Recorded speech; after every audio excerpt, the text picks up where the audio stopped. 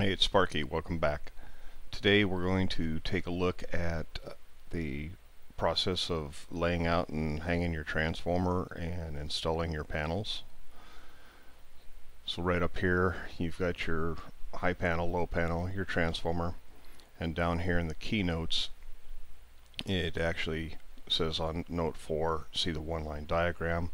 So we'll head on over to the one-line diagram here. And I've intentionally left the wire sizes out for now. All we're talking about is mounting and figuring out your pieces and parts, piping, fittings, how you're going to mount it, strut, all thread, nuts, bolts, etc. So with that, we'll go ahead and get on over to a blank wall and get started.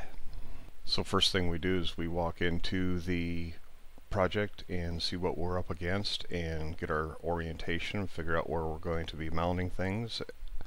Here we find out that we've got a block wall that everything's going to be mounted on.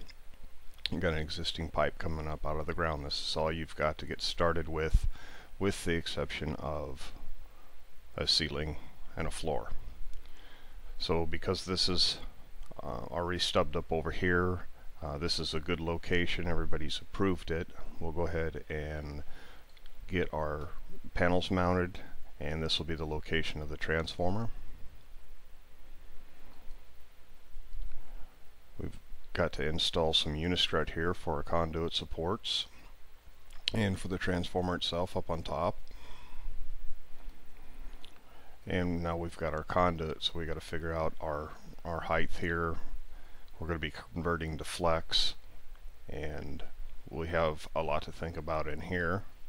So next we'll be taking a look at the fittings. So it's your flex going into the transformer, your EMT to flex fittings, and your conduits going into the two panels. Also your riser, is it going to be EMT with compression, or will it be an IMC fitting? So these are all things that you need to take a look at.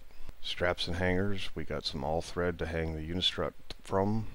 We've got our straps here now for supporting our feeder conduits, and now we've got all the nuts and bolts, washers, types of anchors you're going to be mounting with, and using nuts and bolts up on the unistrut, what type of support that you're going to be using on that particular one.